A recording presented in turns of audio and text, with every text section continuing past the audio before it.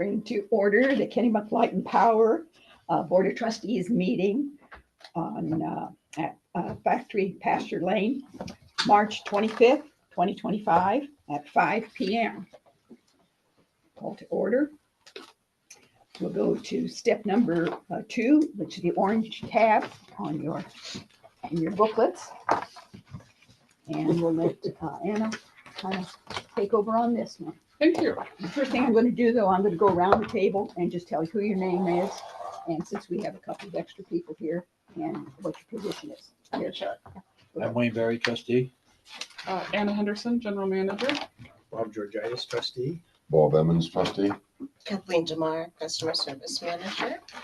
Matt Rancourt, finance director. And Curtis Mildner, trustee. And Duncan Wentworth, meter technician.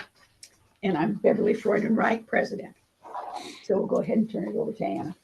Thank you, Beverly. And I'm going to pull up my presentation. Before we start the actual presentation, I would like to have some ground rules about the trustee discussion about this. And what I'd like to propose is that we save our discussion, our questions at the very end, instead of interrupting the presentation, in that we limit our discussion to things that are not the details, but oversight issues. That what alternatives did we look at? What are the total costs? Do we really need this? What were the selection criteria? Those sorts of things. And last time we had a discussion of our security system, I think we got lost in the weeds, and I think that's not respectful of the presenter and not a productive use of our time. So do we want to have a discussion on the trustees about this proposal that we limit the questions to the end and we focus on our oversight type questions?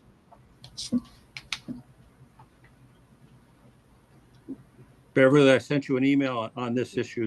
Did you receive that?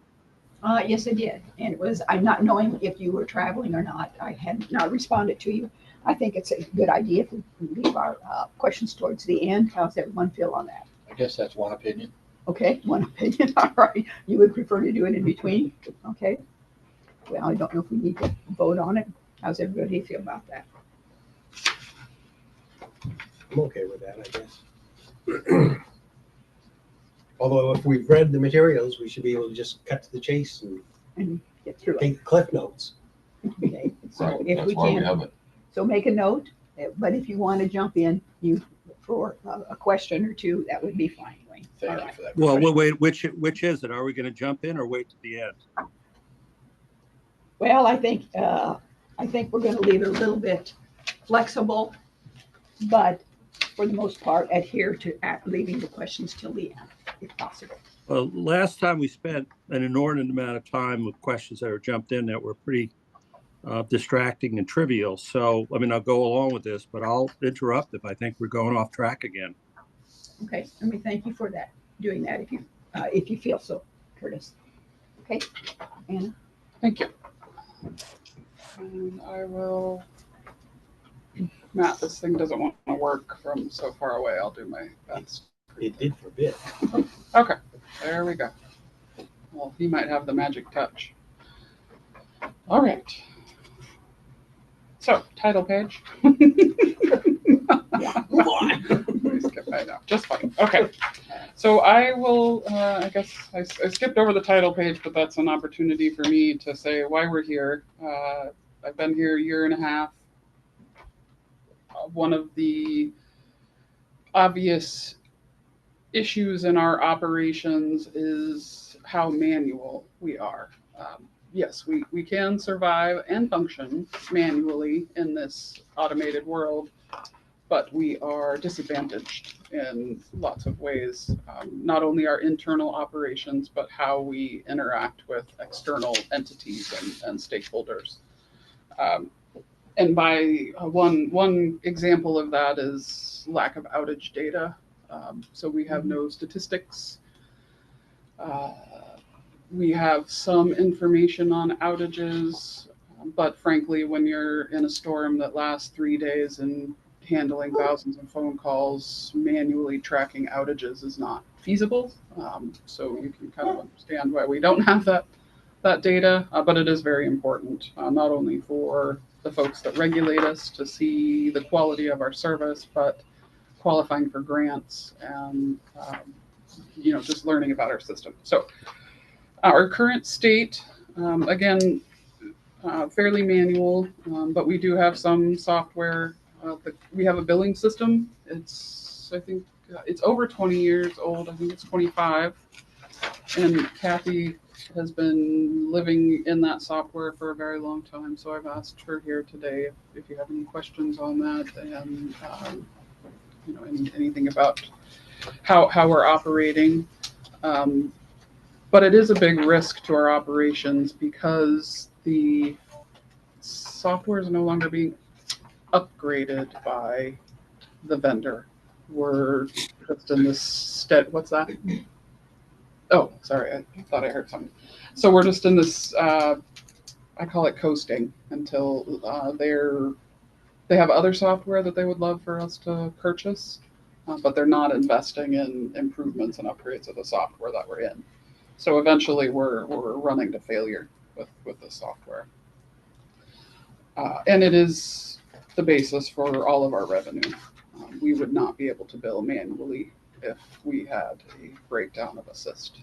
So did you want to add anything there, Kathy? That's perfect. Okay. Yeah.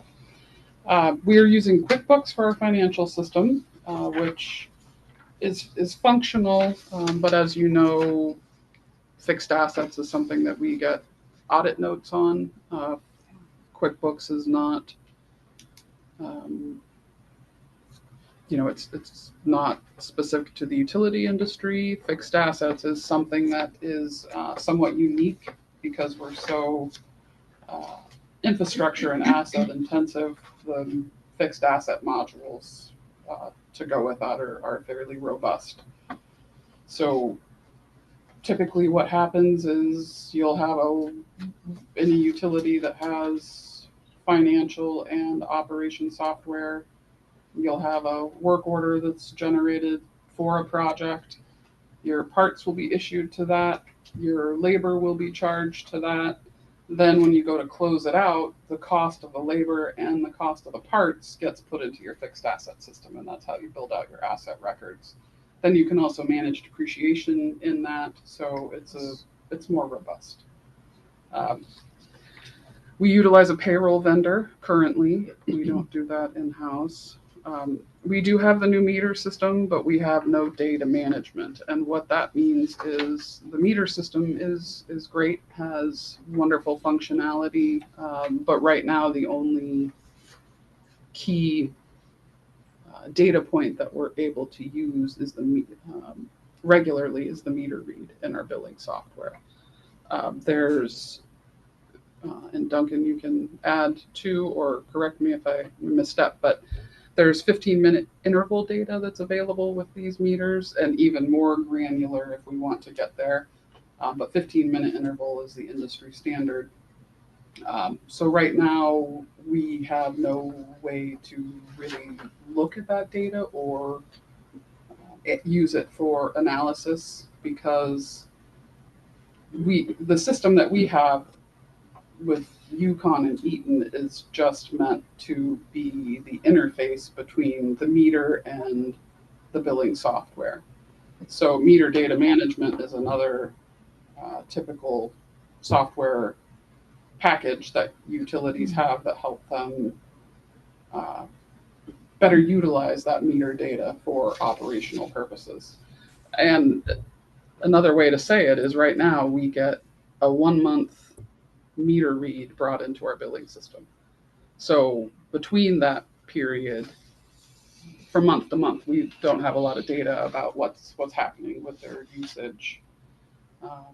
And that's important because when we start to develop rates, that interval data is important. And when we're billed on the demand side, we're billed at 15-minute intervals as well for demand. That's typically the industry standard for that. So there's a lot of benefit to being able to manage the meter data. One is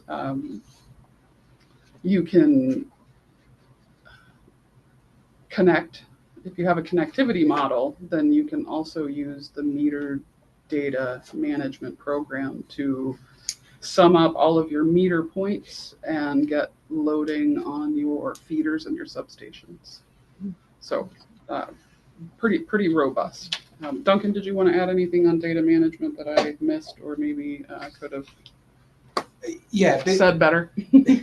big thing is right now we're getting a bunch of data points, but we don't have any way of sorting through it. So right now it just sits in a giant table of probably at this point hundreds of thousands, if not more, data points. But without going through and hand picking and hand selecting each little point out of it, which takes hours and hours on end, there's nothing really that we can do with it. So right now we flat file our billing stuff to assist.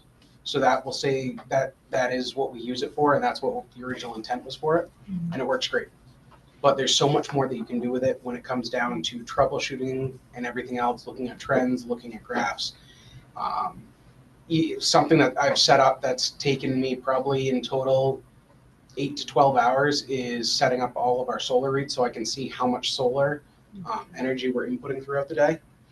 And it's not it's a feature of it, but it wasn't built around that, so it's very, very difficult to create graphs and trends like that. So moving on, GIS is another aspect. We do have GIS data points, but as Duncan was pointing out, it's a flat file, so it's just individual points on a map. Where we need to go is a connectivity model because we can link that with a meter data management as well as outage management and do some predictive analysis. So if we have an outage and we have the connectivity model, then we are able to, the system will give us some ideas on troubleshooting. It will say, start here because it's looked at the connectivity, it's looked at where the outage is, and identified a point of investigation for the crew for troubleshooting. So that's a really good, another operational benefit with GIS. There's some other benefits to that as well, but a connectivity model is something that we're missing now. Then I will want to highlight that we have no software for operations work orders. That is completely manual and paper, and it's difficult to do a lot of things with that. Billing customers for projects, we have to track paper, which we do, but it's time consuming. Some of the other projects we're not billing for, so we're not tracking time. But then we lose the ability to analyze how much we're spending on certain parts of the system and where it would make sense to invest our capital for improvements. Because if we have an area that we know has a lot of damage and a lot of labor that we're putting into it, we can identify that for improvements. Where right now we don't have that connection. And these are all just examples. There are other issues with not having, the software to track some of what we're doing. But we could spend a lot of time on that, which I don't want to today. Then the last thing I'll say is there's no loading or outage data, which we've talked about that a little bit, but I'll highlight I think the outage data, that's fairly intuitive, and the benefit that we would get from that. But the loading data is something that we are in desperate need of. We have an older system, we are growing, and we do not currently have a way to track the loads on our system. So if we have somebody with an EV charger coming in, or we have 3 or 4 coming into the neighborhood, we're not going to find out until we have an overloaded transformer and there's outages, and then we have to go out and troubleshoot and figure why the outage happened and kind of work backwards. So we would be able to have some insight into that before it happens. Another aspect of loading data too is planning for construction.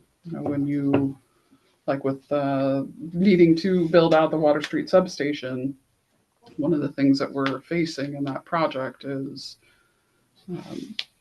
data and the predictive, well, I guess the forecasted load.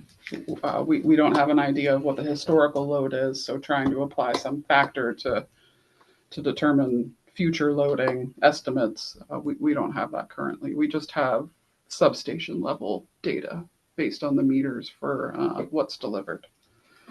Anything to add there, Duncan, with respect to load and what some of the benefits are if we are able to better The analyze only that? other thing is we'll be able to balance circuits and phases a lot better, combining meter data management with a connectivity model through GIS.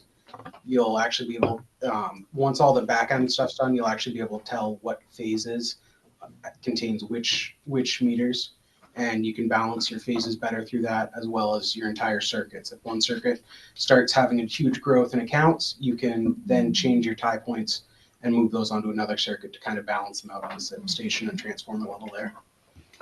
Exactly. Okay, so now the next slide of why now? And I think this is one of the most important slides for me. And I talked earlier about the risk of our customer billing software and the current state of that and its age. We have most recently, there's been maybe 3 or 4 instances since I've been here, but most recently I think we had a 3-day outage. So Kathy, could you just briefly talk a little bit about what you see as the reason for that, and then some of the risks that we have with our current software? Mhm. So I think because we've had this for so long, and when we originally got the software, they had to customize it. But more customization has had to happen based on our needs, and they have been able to do that for us.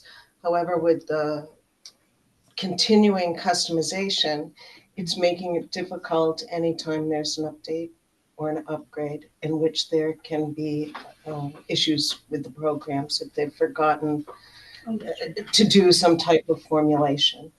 And when that happens, it has a direct effect on our billing because we don't typically find the problem until that billing starts and we have to stop the process, get Central Square involved to resolve the issue. And that may take a couple of days for us to get through.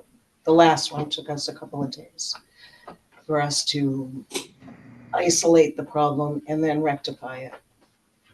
That's the biggest issue we're seeing now. And their staffing for support is minimal as well, and I think they've lost some of their historical knowledge. Yes. I think they've had some turnover. And the recent example that she's referring to, I believe it was because I got a new laptop and there was something that they did caused a problem in Assist. And so it's not even an intuitive connection on why a new laptop would cause a problem. So again, we lost three days of Kathy's time, 3 days of billing that we couldn't get out, and then we're delayed because then she has the meter read set up in the month to be staggered. So when we're delayed, then it has a trickle effect. So it is very disruptive to operations at this point, throughout, not just the customer service area. So then we talked a little bit already too about the lack of operational data, grant funding, planning for the future. One of the things, West K substation will be the next big capital project that we look at after Water Street because it's approaching 20 years old. So we need to take a look at it, see if there's any upgrades that need to be done. It would be great if we had system data to help us make those decisions. And yes, I mean, you can make decisions with manual paper records, but when we're shooting for the most cost-effective project that we can get, understanding our system is a good way to ensure that we're making good decisions, good capital investment decisions. Then the last one I will just best business practices, both with purchasing, fixed assets, records management. One of the things that I would like to improve in the organization is some of our purchasing processes. But again, being very manual, adding additional workload to our very small staff is not something that we can achieve. So I want to run through real quick some of the benefits of enterprise resource planning software. That's what ERP stands for. And in this instance, think of it as, because I know there's a bunch of words. It's a link between the finance system, the customer service system, and the operations, and it links all three of those. So you get improved operational efficiency. A lot of the stuff now is manual, so these processes happen automatically. So, for example, Kathy creates a customer service work order through her customer service module. It goes to Kevin to be assigned to the crew. The crew gets it, they work on it in the field, they issue materials, they track their time. It goes to Matt in finance to be closed out. So right now, some of that isn't happening because we don't do it in paper. But when it does happen, it is a lot of time and resources to be able to do some of these things manually. So we talked about better asset management already, enhanced financial management, lots of reasons for that. But I would say one of the things that we've faced is the timing for inventory recognition. So some of this would help with that as well. Financial forecasting, that would be another benefit to us. Lots of benefits with more data and being able to manage data. I'll skip regulatory compliance just because I don't want to talk about regulatory right now unless we have to. Customer service improvement, I think one of the, obviously we get the operational benefit, but another aspect of customer service that we need to improve is our interaction with the customers. There is some, I would say, acceptance and graciousness on behalf of our customers dealing with our software. We don't get good feedback on our billing. We get complaints about our invoices, and understandably so. Kathy can detail a little bit more, but we'll have to issue bills. Then, because we can't see them before they're issued, if they're wrong, we have to pull them back. So when you're issuing it, then the bills issue automatically when she does a process. So to pull back all those bills and say, oh, please don't pay that one, here's a corrected one. We've had lots of issues with customers over that. And again, understandably so. They pay, some customers open their bill up right away and they cut a check, and then there was a change, but they didn't see the change. They paid off the invoice that was issued incorrectly. So then we're trying to explain what happened, and it just leads to, again, understandable frustration. It's not a very customer service friendly system right now. I think that is, if I may. Yes, it's please. Especially our e-billing and e-payment customers that are affected by that. Our platform for them being able to interact and see their bills is not only cumbersome and difficult to log into, even signing up the first time is a 24-hour process, because they have to wait for us to come in, and it's linked to us downloading daily information that it will then set their account, but then they have to go in and verify their account. It's just extremely cumbersome. So they get frustrated, and I don't blame them, I would too. And we want to be in a position where we're encouraging and supporting the e-bills because it helps save us time and money on printing. Mm-hmm. But when our process is like it is, it's we don't get a lot of as much buy-in as I would like to see. And I think that hurdle of the difficulty in rolling is part of that. Data-driven decision-making, I can't stress enough how important this is for us as a utility. Um, having data available in either readily available reports or a system we're able to build reports is huge. Right now, we are mostly, except for billing and customer service, we're entirely manual.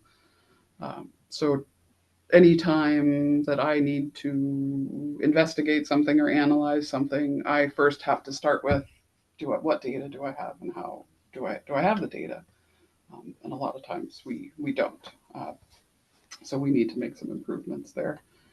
We talked a little bit about inventory already. We've had notes about that in the audit, so I won't belabor that again. We talked a little bit about that connectivity and how that can be improved.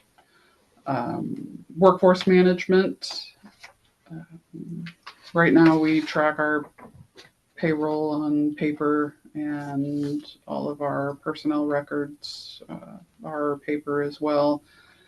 I'm not so concerned about paper records, although it would be nice to go digital, but electronic timekeeping and having it linked to the account that you're working in or where it's going to be charged will be beneficial.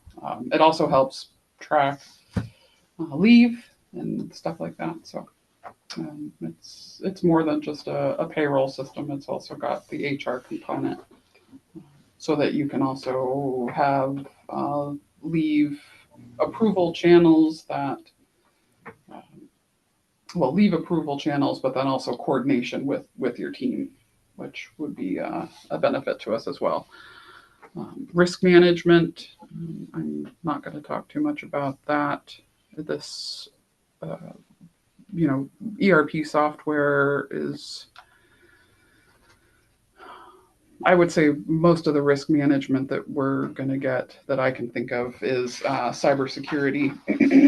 We're going to get with the hosted option with NISC that I'm proposing. They take that cybersecurity piece on in-house. We have our network folks that will take care of our network security on our side. But right now we have no visibility into Assist and what their cybersecurity is, which is an issue that our vendor has identified, but we have a limitation there.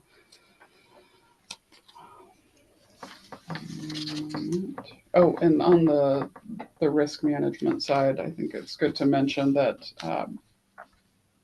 having the automation, we get notifications as well. We can set parameters on things and be notified.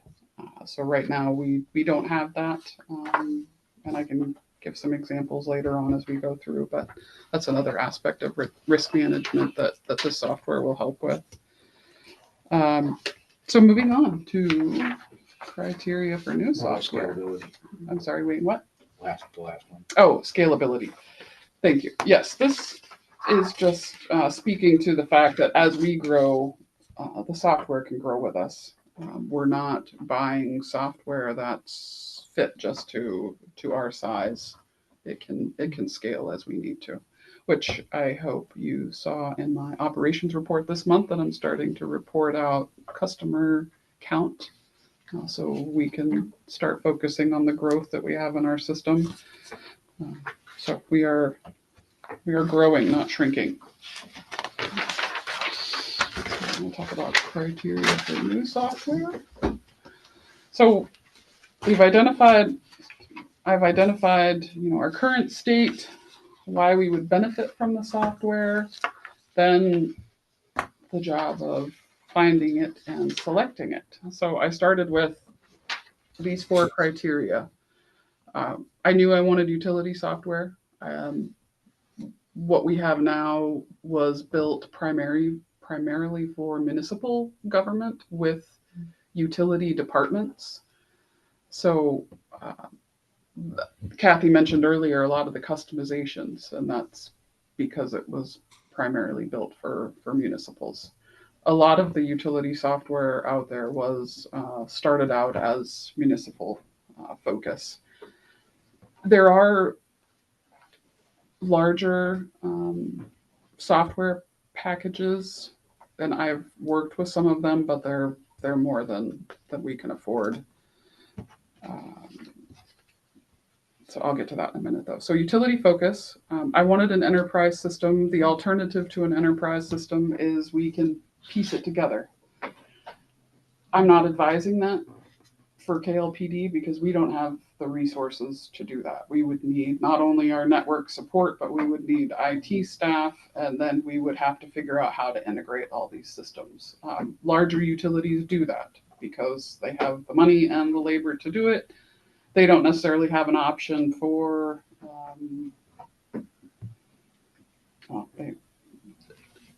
I'm familiar with SAP and PeopleSoft. So those are enterprise programs, but they're too big for our needs and too expensive. But even then, they don't offer, for example, the meter data management or outage. So you would have to bring in those pieces as well to integrate, even if we could afford it.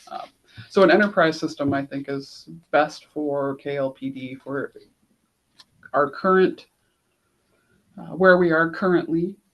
We don't have a lot of automation. We're mostly manual. So to implement an enterprise system is going to be a lot of work, but it's not going to be a lot of reconfiguration of existing systems. So let's see, mid-sized company. I didn't want a small company that was risk of going out of business or struggling to get started. I wanted some depth and expertise with their staff, so they needed ample staff size for support. And then reputation. I did some investigation into what some of the other utilities are using, asked around about their thoughts on the software, and got their feedback. So I will say here is where I start to talk about the ones that I looked at. So I told you already that I didn't consider SAP or PeopleSoft. Those are just too big, multi-million-dollar systems that we don't, that's not going to work for us. There are 3 companies that fit my criteria that I'm aware of.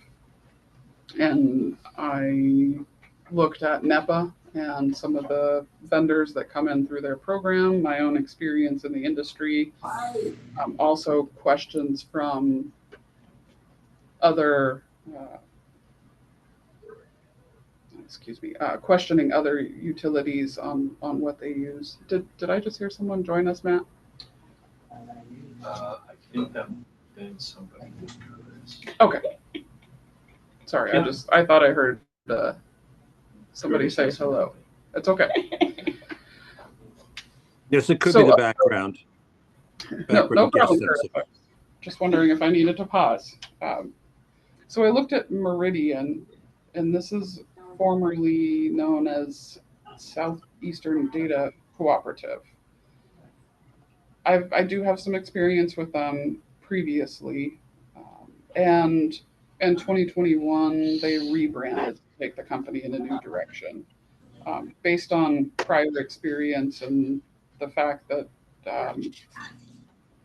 they're heading a new direction 4 years ago that didn't really meet my criteria for the sustainability and what I want to see in a utility as far as that stability. And again, I have prior experience with this organization, and they have software that does do what NISC does. But for those 2 reasons, I did not consider them. MillSoft is another one that's out there that does enterprise resource planning software. They're a traditional software model, though. So you buy the license, you host it yourself, and you hire a project manager to make sure that you have it integrated well and successfully. So essentially, the MillSoft model is what we're operating under right now with Assist. So we would have to, again, we would have to hire enough resources to be diligent about the implementation to make sure that we got the product that we paid for and that it's implemented. They offer minimal support for these types of software because you have to, they want you to pay for the labor time to install, which I agree with that, but I have an issue with the cost of, I've experienced issues with the cost of support when their software may be difficult to implement. So you don't know that going in, you engage in a contract with them, you get the product, but you don't know some of the details until when you're implementing. Then your cost can increase because your support is, you need more support in order to implement it appropriately. I've been in this situation before. Also, the traditional software model where you invest and then you have to repurchase it at some point because they do upgrades or they stop maintaining this model. They're also owned by private equity firms, so their focus is revenue, and that revenue model doesn't always correlate to the best service for the utility because that costs them money to provide us service. So I did look at the cost of MillSoft. I don't think I printed. I did not print that. But essentially what my analysis showed, and I worked with our IT vendor, is it's a very comparable cost, if not potentially more in the long term, to go with the traditional software model, because we would have to, not only would we have to pay for support for implementation, the new software package, but then we'd have to buy new servers as well to host all of the software, and just the servers alone were estimated at about $65,000 to support MillSoft. So that leads me to NISC, which is the one that I am recommending. And we're going to talk about a little bit more in depth as I go through the presentation. So they are a cooperative that serves approximately 1,000 members. They've been in business for over 50 years. They have a good reputation in New England as well.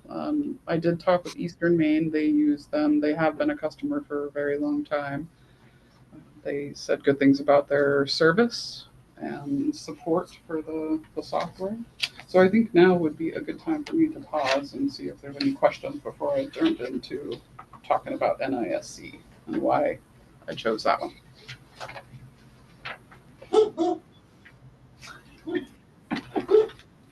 You got any questions, Curtis? I do not. Okay. The dog's got this. What was that, Wayne? The dog does. Yeah. He has a lot to say. That's all right. We love dogs.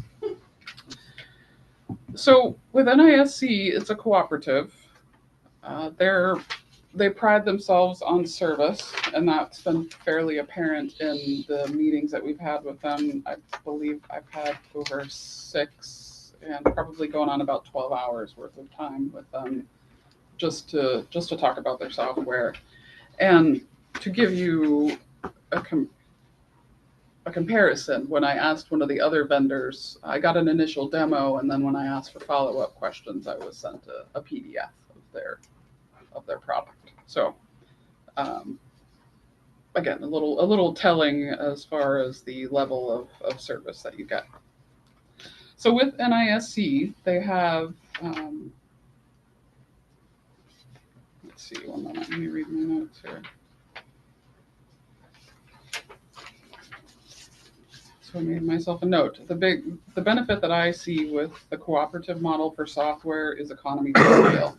They only serve utilities. They serve electric utilities and telephone utilities. So they They cater to this industry. The economies of scale from the cybersecurity to the software and hardware for the hosting, I think makes sense. They also offer, in addition to their software, some competitive pricing on payment processing and printing costs because they have 1,000 members, so they combine that and get aggregate pricing. So that helps us drive some of our costs down to be a part of that. Okay. And I noticed on my calls with all of their employees that are subject matter experts are former utility employees. So they've done the work. There wasn't any question that we asked them that they couldn't provide an answer to. So it was really nice to be talking with like-minded individuals. So NISC, I talked about that a little bit more already. They've been in business for 50 years. They're investing about $65 million annually. One of the programs that we looked at of the three, they admitted that it looked antiquated and they're in the middle of rebuilding and putting out a new version, which is great, but the fact that we waited so long to do that investment is kind of where we are with Assist. It's frustrating that it isn't more routine, I guess, with that traditional model that you get upgraded product. It's like you buy it and then it stays kind of the same until you stop using it. So that's with NISC, they're changing and upgrading, which I think is good, especially since our industry is changing rapidly. We'll talk about that a little bit more later on too. So they have over 1,400 employees, and we talked about already close to 1,000 members. This is an older slide, so they're adding about 30 or 40 new customers per year. Let's keep going here. So they are run by a member board, and they have advisory committees. We talked a little bit about economies of scale already, continued investment, and stability being around for so long and having customers. It's other utility customers that have been a member of theirs for a long time is reassuring, especially some of our partners in Maine. One of the benefits of their service is online community. So if you're a member, you get to be part of a group where you can ask your questions and other users can collaborate with you. They can tell you what they do. I think it's a really good idea. We get a lot of value from those discussions and conferences. So to be able to do that regularly will be, I think, a big advantage.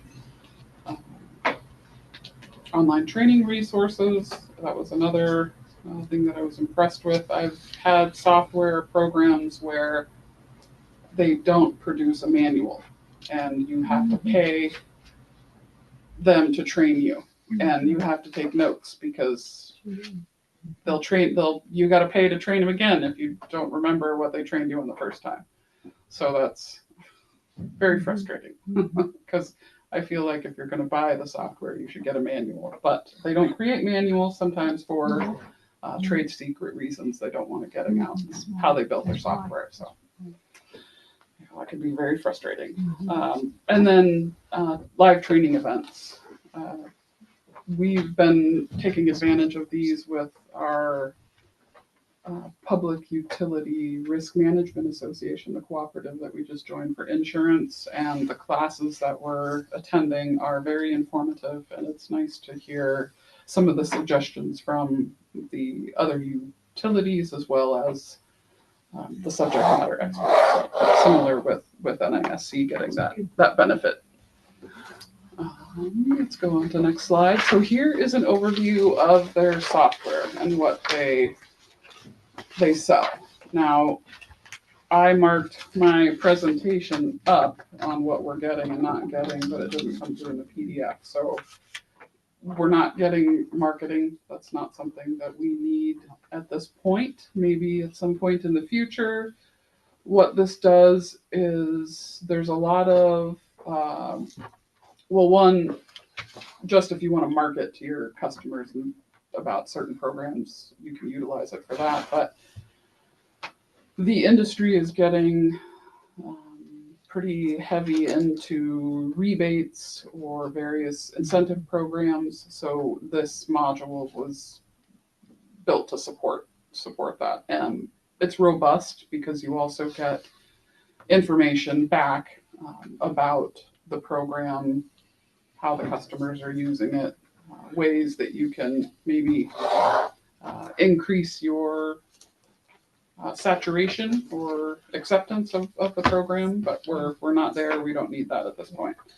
So I'm selecting the financials, the service, and the operations. And in the operations, above that optional line is everything that's included. Below the add-ons, in the service column, we would be taking the meter data management. We're not taking the smart hub order management or the user service system. Some of these things are for telecoms and not related to electric. In the optional under operations, we would be taking the mapping and staking at this point and the outage management. We are not taking the operations analytics at this time. I'm not proposing to do that. It is something that I want for the utility, but we need to implement some of the other things first. And the quote on this is only an additional $400 per month. There would be a one-time fee for a setup. But what operations analytics gets into, and this is important, I want to distinguish. So with meter data management, we would get substation and feeder loading data, but we don't get down to the transformer level. With operations analytics, we can get down to the individual transformer and get loading data off of that, as well as, Duncan, was there anything else with operations analytics that we wanted? The operations analytics is more geared towards the engineering side of things. So it opens up a whole new world of engineering related tasks that we don't really have anyone at this time to implement. So a lot of the stuff that we could get out of that, we can't really use, such as arc flash studies, distributed generation, that type of thing. Yeah. So.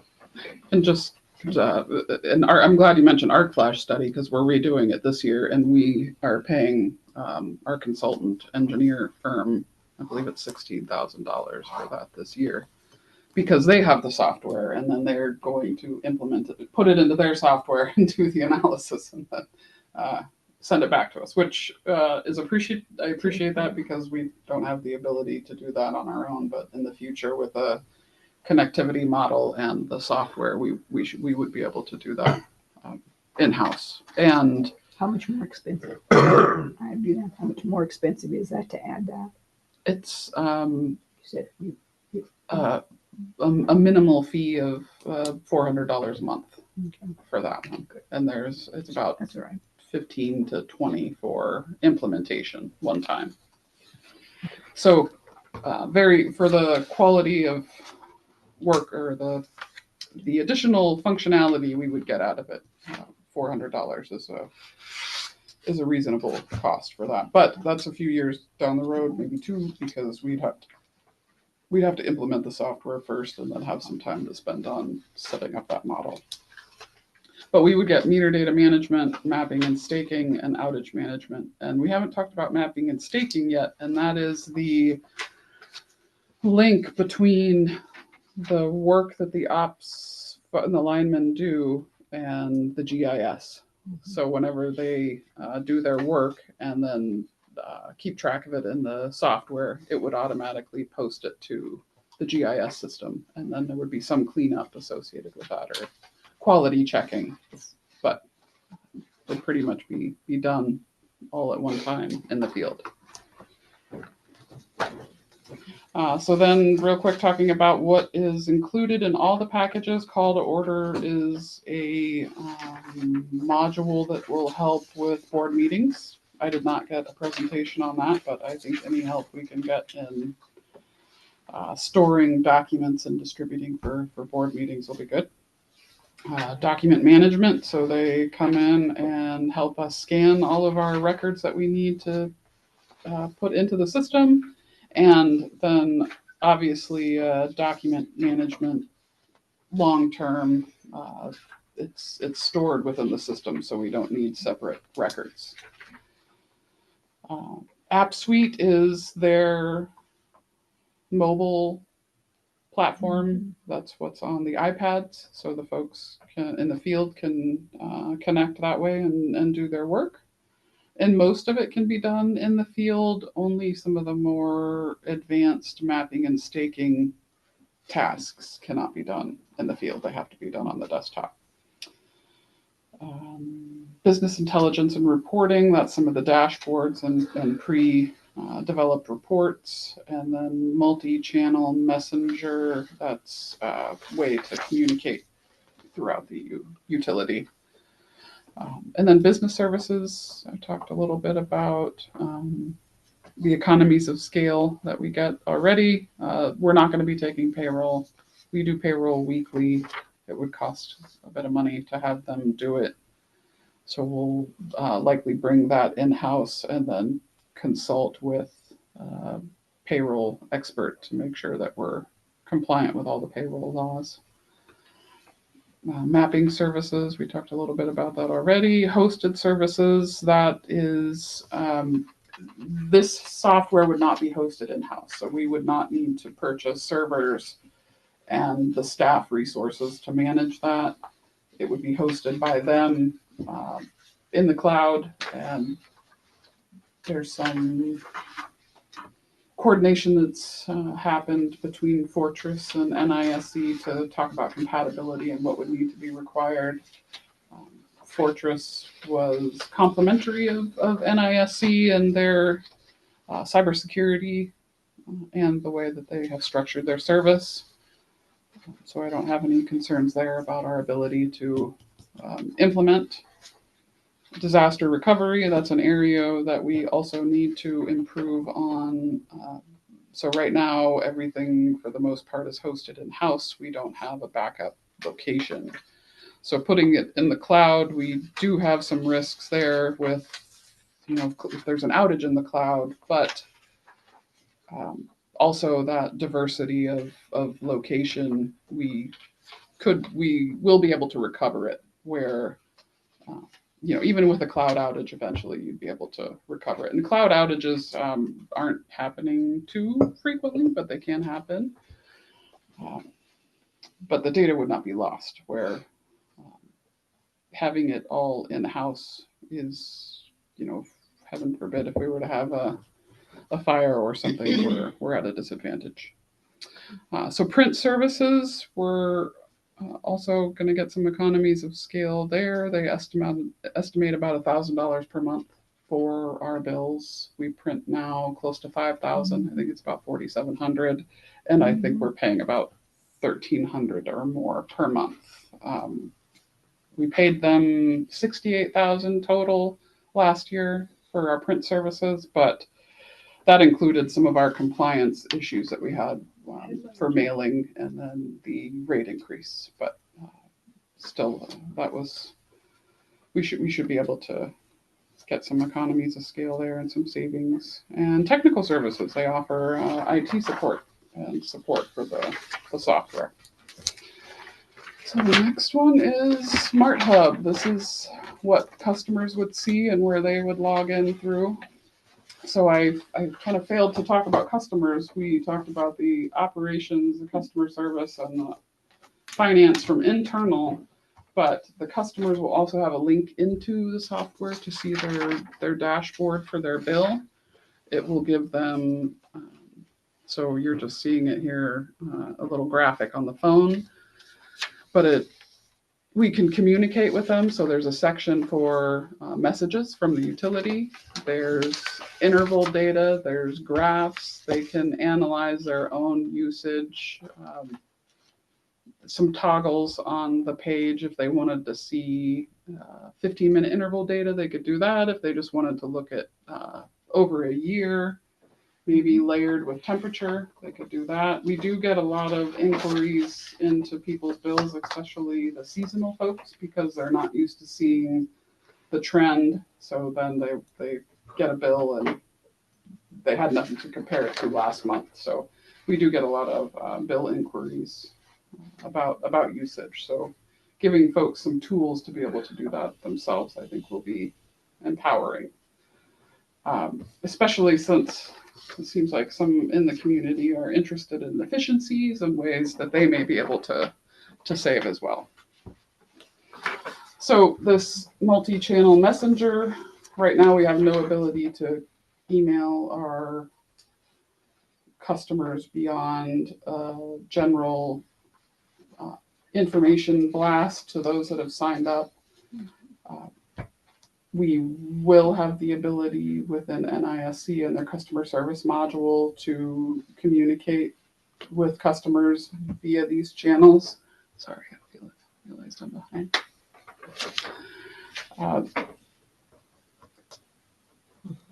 And not only all customer emails or some communication if we needed to, but individualized communication through the outage management system. If we need to do a outage in a certain area, we can identify that through the GIS system, and it will send them, we can send them an email about an outage coming. So for example, the Water Street outage that's coming up, we would be able to very quickly identify everybody that's attached to Water Street and send them a message that we're having an outage. Right now, we can't do that. Kevin makes phone calls, and we do to those that we know that will be impacted. Then we send out a general email blast, but we still get customers who say they didn't get the message and they didn't know an outage was happening, which we understand that and are trying to do the best we can. So this one is a little, we're going to mapping and staking next. This one is a little bit hard to read. There's a lot going on, but it just talks about the different ways that you can do your mapping and staking. So out in the field, they can use it to see not only what's there, but then add what, if they're installing something new, they can add it right there. So it's pretty neat to have the data overlaid on a map. It's very helpful operationally. Duncan, do you want to add anything with mapping and staking on why? Yeah, I'll give a brief overview of it. So the app suite staking, the one that's in green, they can do that on a phone, iPad, some type of mobile device. Don't need an internet connection to do it. It will get downloaded later on. The nice thing about that is they can stand right at a pole, right at a transformer, and it gets their coordinates right exactly where they are. So rather than the old fashioned of surveying, plotting lines and stuff like that, they can do it right instantly where they are in that. The IBC web staking in the blue, that is the office portion of it. That's where you can draw out whole circuits and everything else. Again, it's through their software, so we don't need an Esri license, and it's all browser based.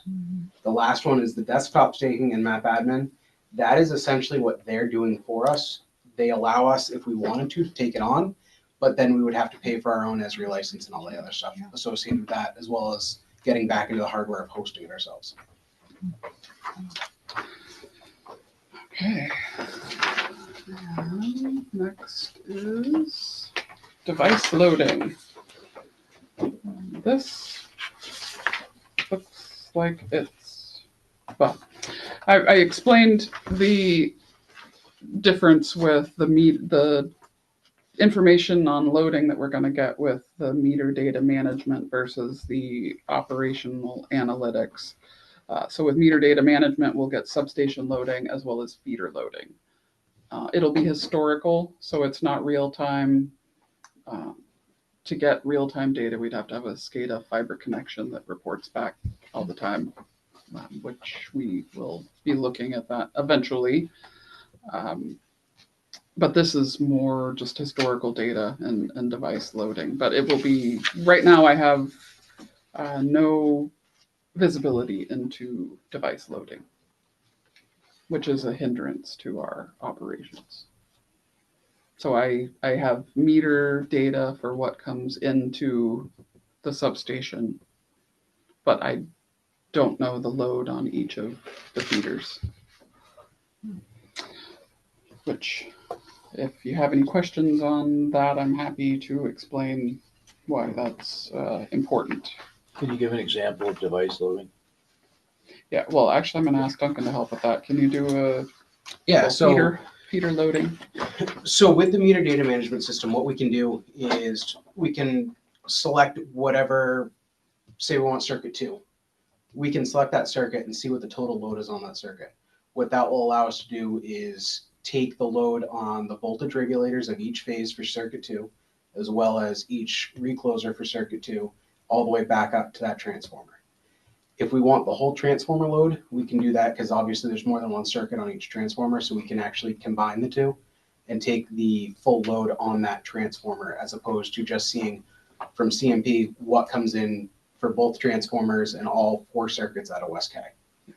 So it helps us granularly get down to each protective device at the circuit level and the feeder level. And the reason why device loading is important is because it's looking at the load compared to your capacity. So are you at capacity? Do you have extra capacity? Those types of key data points are good for decision making. Do we need to, some of the questions that you would answer, do we need to upgrade the transformer at the substation? What's the load on it? How much additional capacity do we have to accommodate the new building that's being put in down the road? Not literal building, that was a hypothetical. Okay. We do have buildings going in down the road though. Okay, so then work management benefits. This is that big picture of customer service, finance, and operations. So I'll start at the top, right up the middle there on the right, crew assignments and scheduling. So all that's done within the software. Their field activities. So Kevin assigns them to a job. They get to take their iPad out to the field and track their work as they're doing it. Right now, they have to make notes and come back and write everything down in the office. Not a great use of time. Payroll, inventory, and plant management. So it links their work with those modules. Then we go order completion and reporting. That's what puts it in kind of Matt's service, order completion and reporting. That's for service order completion and reporting. So depending on where it needs to go, if there's a financial component, it'll go to Matt. If it doesn't, it's just completed, and the information that's been captured in there is distributed to the modules that it needs to go. So you also know what's waiting in your queue, which is nice as well. And for the ops folks, what projects they have coming up next and how to prioritize that as well. So this is going to talk a little bit about, next one is going to talk about this is the mobile app and what they can do in that. We talked a little bit about that already. I don't think I need to go over that again. Yeah, we talked about all that. This is their cybersecurity.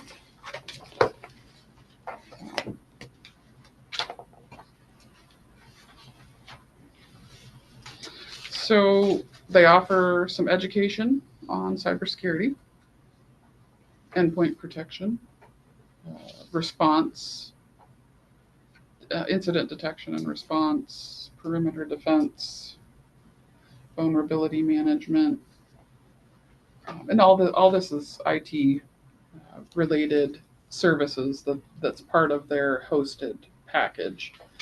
We I guess I want to emphasize that if we didn't go with the cooperative, we would need to do some of this work on our own in-house to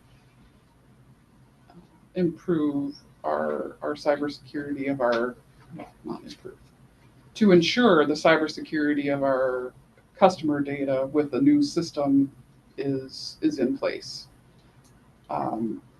So with NISC and the cooperative model, they provide that service. If we were to go with a traditional model like Assist, we would need to provide that in-house because we would be hosting it. So we would be responsible for all of these pieces.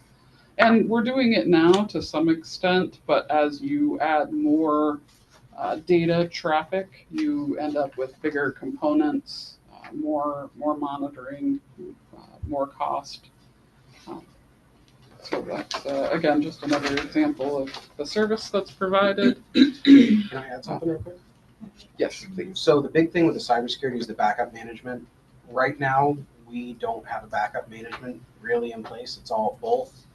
Our primary and our secondary storage is hosted right on site. Going with NISC, it is hosted in a certified data center. It is a protected, sprinklered, whole 9 yards from physical, as well as it's an AWS service. So Amazon Web Services is one of the largest, most popular cybersecurity data centers out there. They also have their full team of cybersecurity professionals ensuring the security in the data center. So it takes that all off us as opposed to having the risk of having something local happen to this building. Mm-hmm. Can I just ask, is that an add-on cost that we're paying? No, It's on that's top. part of their services. So then next is the timeline of implementation. So there's a lot of lines and color here, but essentially what it means is you can be live in about a year with your customer service. That would be the first module for us that would go live. So we would be looking at April of 2026, and then the others would come about 90 days after that. So if we decide to move forward today, then we're looking at implementation beginning as early as next spring. And they have a team that comes in and works on that. We'll look at that a little bit next. So some of these things that are overlapping are different teams that they have that they assign. So that's how they can accomplish it simultaneously. The next slide is talking about the implementation team. So they provide, as part of the cost for implementation, a project manager, and then all the experts on their side to support these various subject areas. So they'll have a subject matter expert for each one, and that's all part of the cost. With the cooperative model, it's not as well. I talked a little bit earlier about the traditional software model where you have to pay for implementation support, but if you don't do a great job scoping your implementation, then your costs are gonna be higher than what you were quoted or what you signed up for. That's not going to happen here. They quoted the one-time cost, and that's what they will charge you, regardless of what comes next, within reason, of course. Obviously, if we misled them in any way, they could come back, but that's not what's happening here. They have an incentive to make sure that you come on board as a member, that you're happy, and that your project is successful. And they clearly have the resources to help with implementation. I scoped out a project manager prior to making the choice here, and it's about 20 grand initial estimate just to help identify the software that you want to go with. That doesn't include the actual cost to help you implement. So project management costs are fairly extensive in software implementation. So here it's just, again, next slide, talking about their implementation team and what's important to them. They have an escalation avenue internally if there's issues. They really emphasize the customer service and the quality of their support. And I did not get any contradictory information from their current users. In fact, that's one of the things that folks complimented them on. So the cost of the system is the one-time fee is close to $200,000, and that includes the professional service, which means project management coming in, looking at what we have currently, how do we need to configure that to get it into our new system, helping us also develop some operating procedures going forward, because one of the things that you have to do in implementation is look at how you do it now, how does it happen in the current software, and adjust accordingly. So that'll all be part of the implementation process. So you pay a fee up front to have them help you implement, and the cost associated with that, and then you pay annual recurring cost. And they're actually monthly, so we would pay monthly, but I gave you annual numbers as well. I do have an update on the cost. The cost of the annual recurring went down to $120,516, and that was because this 132 contained payroll services, and we did not go with that, so they bumped that down. The one-time fee did increase slightly to $191,201, so it went up $700. And the difference in the number that I had in this slide and the final numbers that I just gave you was timing, because I wanted to get this out to you and give the time for you to review it for the meeting, but I was waiting on them to provide final numbers. So that's how it shook out. So we're 12,000 a month, or excuse me, 12,000 per year less on the annual recurring, and just 700 more on the one-time cost. And like I said, if we lock in, then those costs are the one-time costs are fixed. The annual cost is subject to. Oh, sorry, I just realized I was not on the right slide. Clearly, I need some slide help. The one-time cost is fixed, and they'll upgrade the software over time, and you don't have any additional one-time cost unless you want to make a change or implement something different. Then you would have an additional one-time implementation fee. But the annual expenses, I asked them about their history of rate increases. They said they just redid their rates, and prior to that, they hadn't done a rate adjustment in 10 years. They are governed by a member board, so the utilities that use their service, some of them also serve on the board. So I think there's appropriate checks and balances there, if you will, in that structure where the users get to vote on some of those financial decisions. It helps keep some of the cost in check, I think. So that doesn't mean that some of these the annual cost could increase in the future, but it will be subject to the board's vote at the cooperative. And let's see. So the next slide is the cost schedule, and so you pay based on timing. So back to slide, what was that? With the timeline.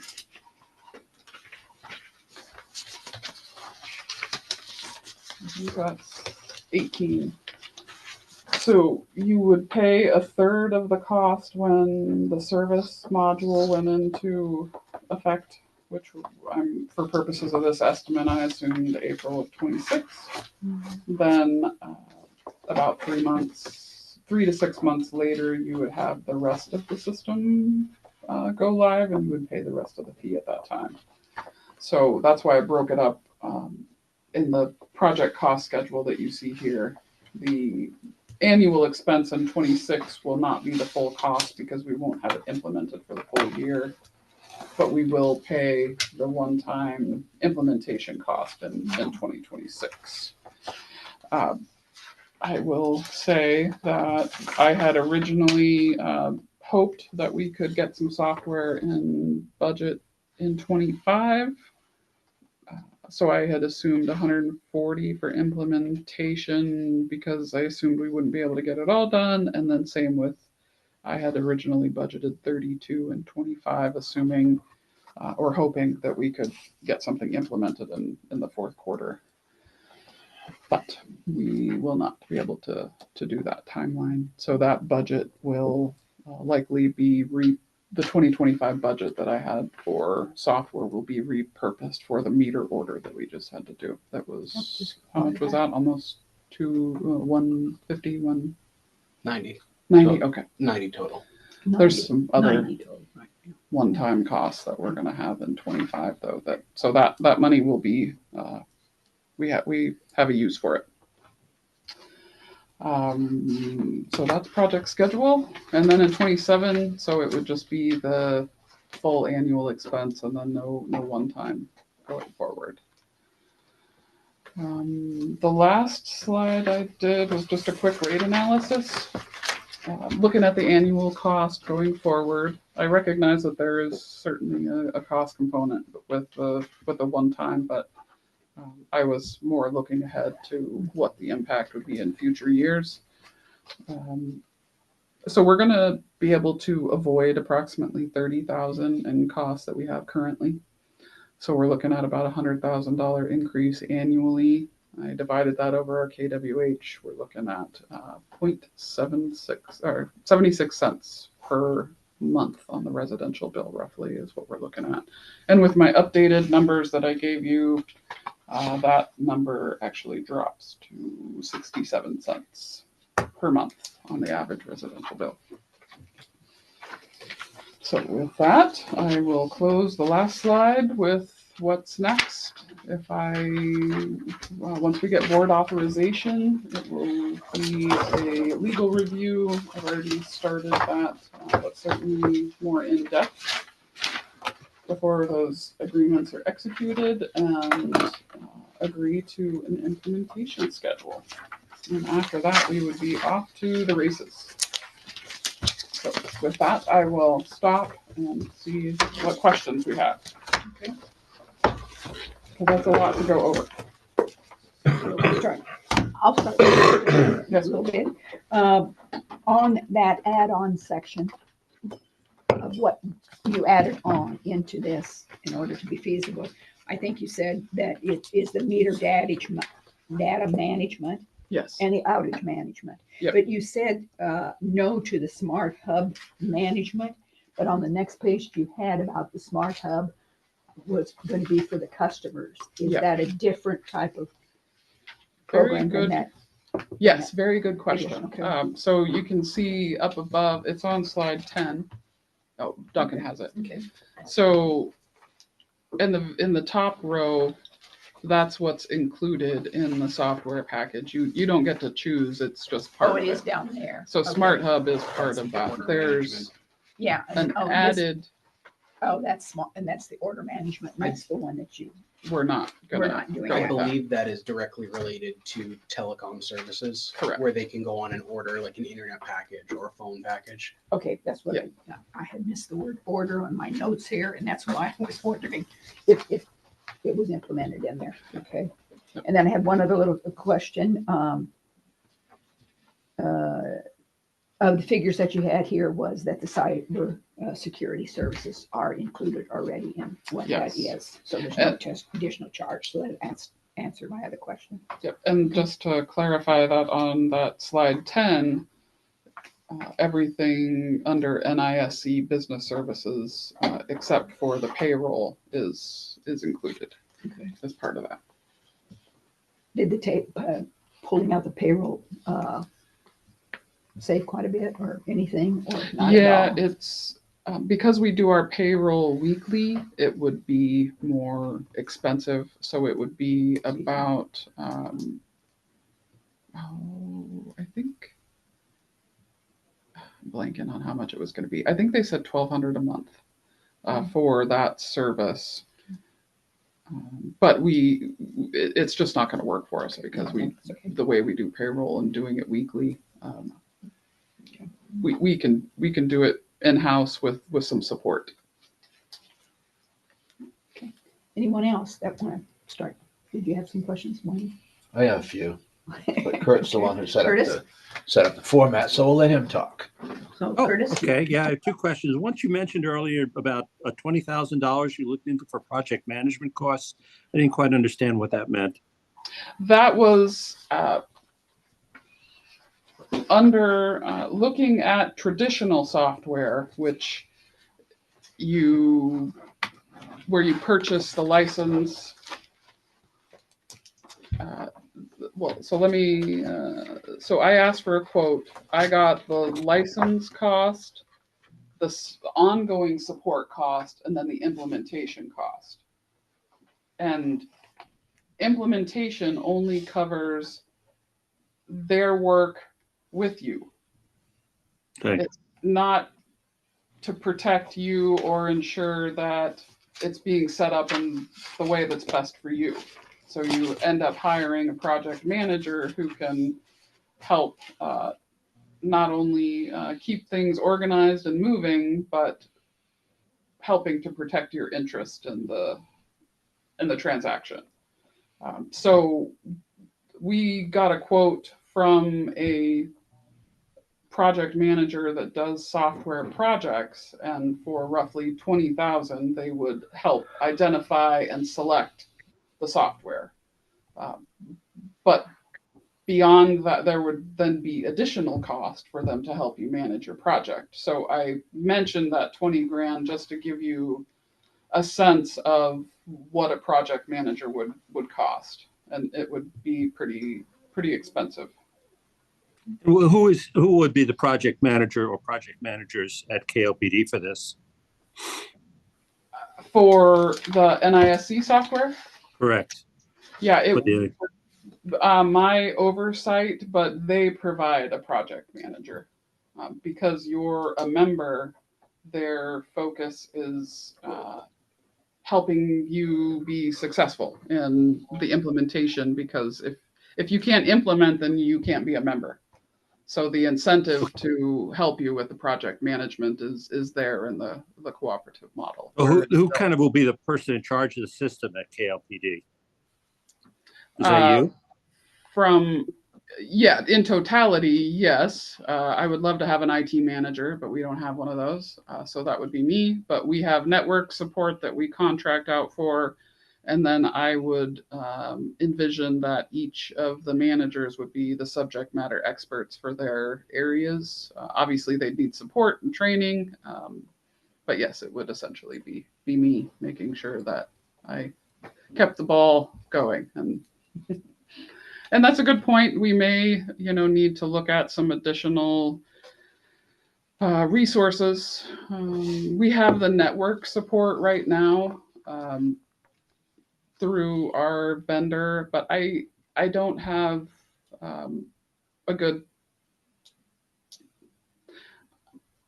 They provide that service as part of the purchase, and whether we would need to augment that or not is a judgment call that I would have to make in the future. But right now, based on my research and the references that I got from others, I have a pretty high comfort level that the quality of service is good. So that was my understanding. You're saying that yes, you'll be in charge, but the project management will probably come from them.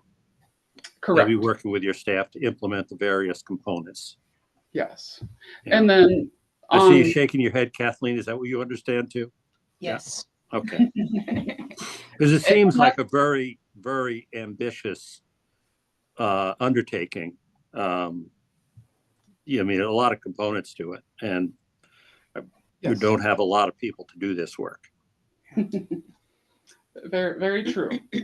But I want to emphasize that the project manager is for the implementation project. So you will have them dedicated to you from the time that you start until the time that you go live with all the software.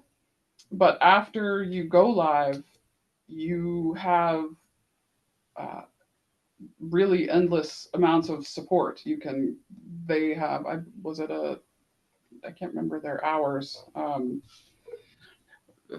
for service, but they talked about having over 1,400 employees. They have their service desk staffed well, and you have a dedicated area that you're assigned to for support throughout. So, and again, all the feedback that I got was very complimentary of their level of service.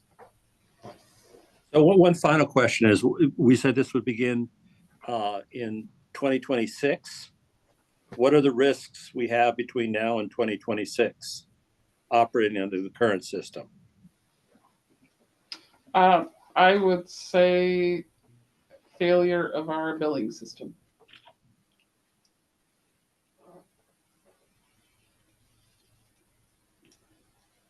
Yeah. And I can't predict, I have no crystal ball, but 25 years old, we are at a high risk, in a high risk environment with respect to that software. Thank you. It's all my questions. Okay. Anybody else? Go ahead. Can I follow up on the project management issue? Yes. Are they going to be here in person, or are they going to be on a computer when you need them? Both. They have both, so there will be somebody sitting, training? Yep. Implementing? Okay. They even bring a document scanner and help you digitize your records. So, and they have project managers on site for the entire implementation period? Probably not on site, but available. So they're on site for how long out of the? I don't have the details Okay. on travel, Okay. but I am supportive of, whatever needs to be done in person, they'll be here, but otherwise, And they if they can cover it. handle remotely, then they'll be remote. And ICS covers the cost for that? It's part of our implementation costs that they quoted. They did disclose that they don't, they do not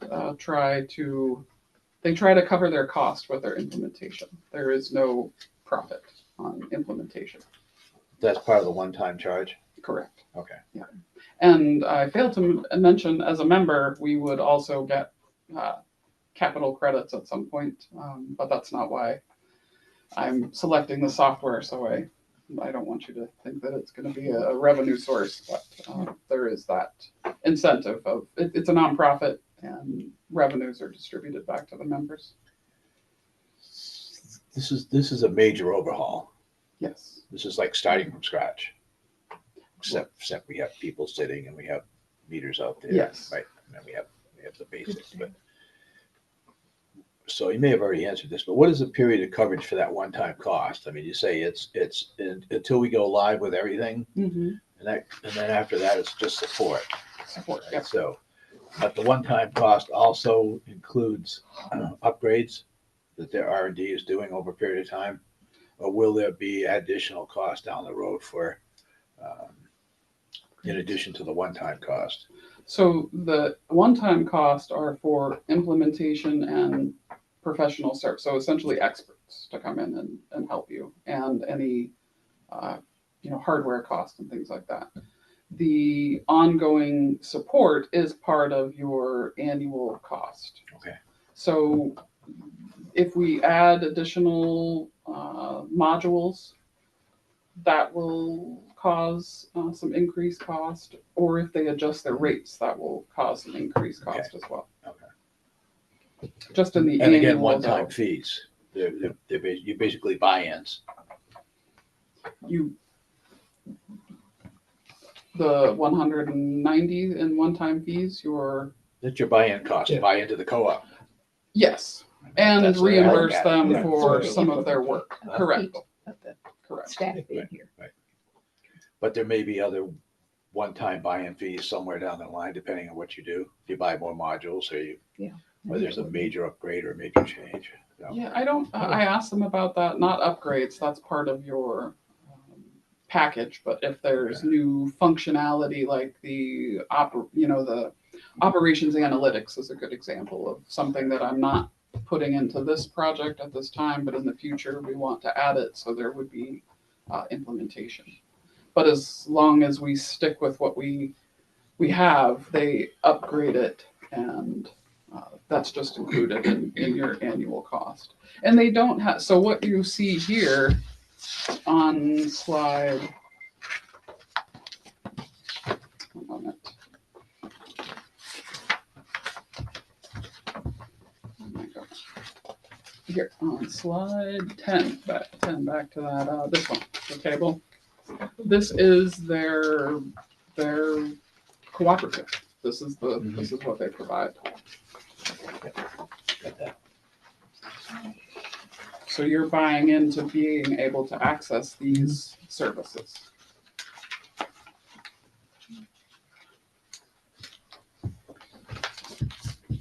Did you have other questions? Oh, yeah. Well, I'm not controlling the meeting, so. Okay, all right. Well, what do you say?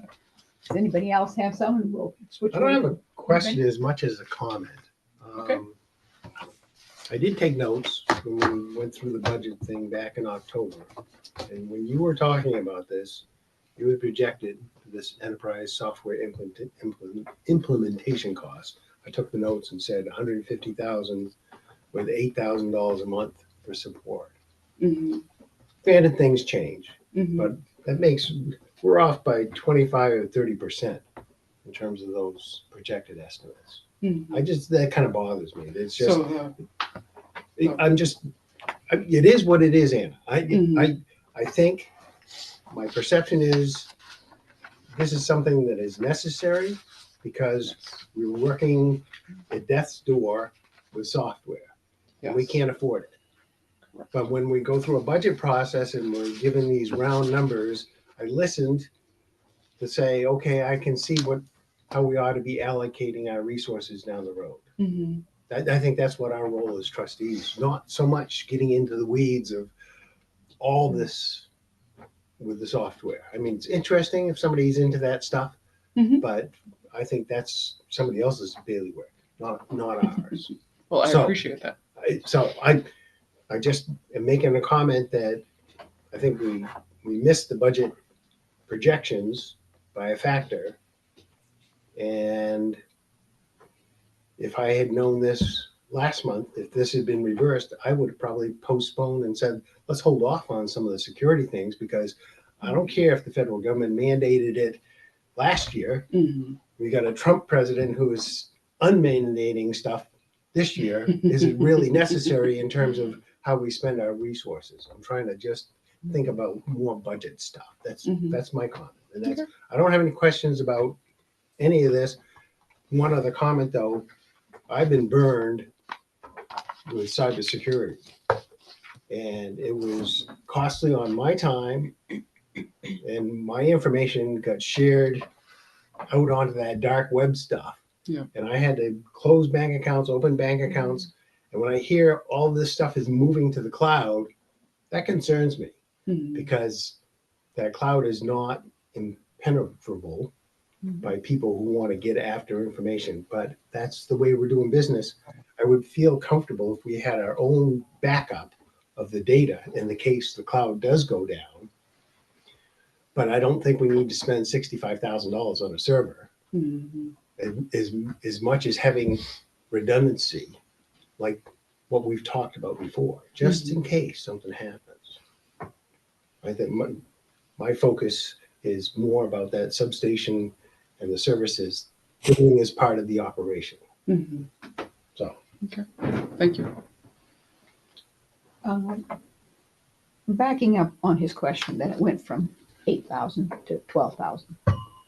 Was that A monthly fee, of what you were looking at. Do we need all of the services that are the add-ons that we were looking at? Out of curiosity, I see you eliminated one of them was on that Smart Hub order management. Are we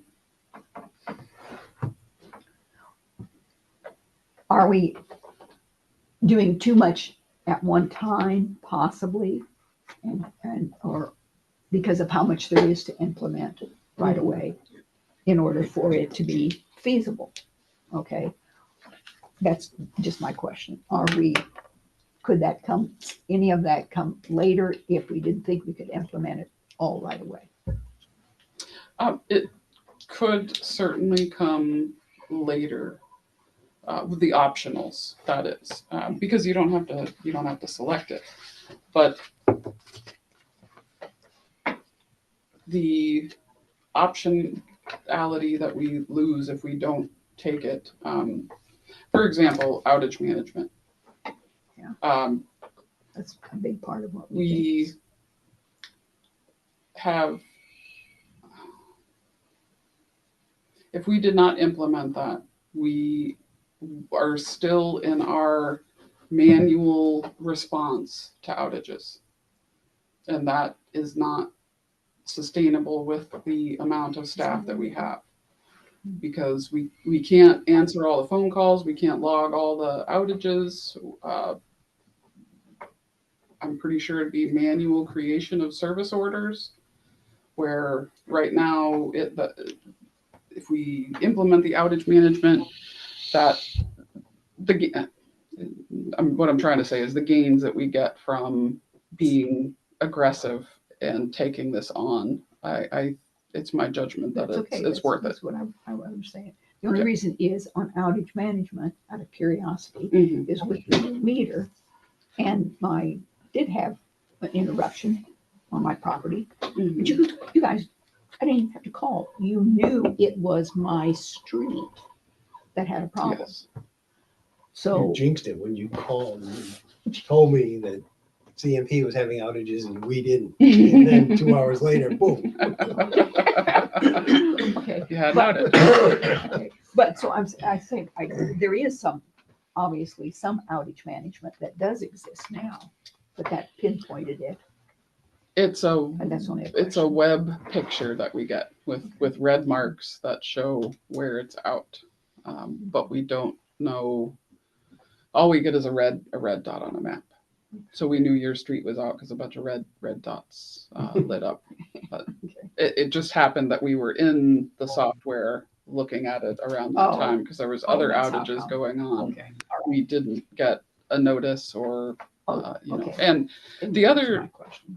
like outage management is pretty sophisticated because you can also communicate out your messages. So it can pick up people calling in. We can get automated messages saying that we're working on it and provide some information that way.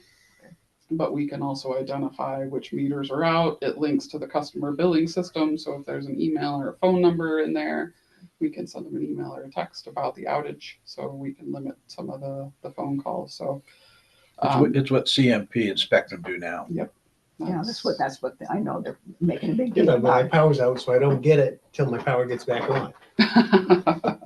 Unless it's on your phone, you can do it on your phone. Yeah. No, and I know that's why CMP is making a big push on it. Okay, all right, thank you. But it's also tracking the outage data for us. So without outage management, we don't get the outage tracking. Any other questions? Wayne, do you want to make Yes, a couple more? past experience has shown that training and acceptance are some of the hardest nuts to get past on this. Yes. This is a fairly small operation. It's very small operation. Yes. So I would think that everybody would be on board and aware of what's coming, and accepting of the fact that they can put their pencils away and pick up their iPads and do all of their work that way, right? So I think there's some anxiety with change of Always this is, always is, magnitude. right? There is. But my general read is anything is better than the current way of doing things. So That should be, And that should be obvious to everyone I who deals will- with it, right? you have 2 employees here that I was gonna if ask they want to Kathleen, join the staff is ready. conversation and get put in the hot seat, you're welcome to Yes, opine. staff is ready because the alternative, I think, could be so much more detrimental, truly. And just the impact to operations now. We can't even be in the system at the same time that they do billing. So there has to be this mass email throughout the organization of don't do this and this until so that level of coordination is intense. One of the questions I had on data management was, since not all the meters have been installed, we don't have all the data, but I'm assuming, looking at the timeline for this and your other reports about operating, about how many meters have been installed, that all the meters will have been installed, operational data will be checked, make sure it's right before you get to the implementation part of this next section. Yes. So one of the questions I had, probably for Kathleen, is what is the percentage of customers who have signed up for electronic billing versus paper billing? Because you're talking about however many pieces you send out at $1,000 or $1,200 a month for billing. Have you seen an increase in customers who are willing to get it electronically? Actually, because of the difficulty around using the website, it's declined. People are calling and saying, I'd like to go back to paper bill. Yeah. Because that's going to be one of the advantages of having this kind of system where you'll have more customers. I mean, you want to get 70, 80, Yes. 99% of them to do electronically. Right now, we have about Unrealistically, 30%. 30? Okay. Yeah, that's 2,500 divided by 7. right. That's too low to really be effective from that point of view. So now you're doing both, Yes. right? Mhm. Okay. It might sound weedy, but this is, these are things that I worry about. So,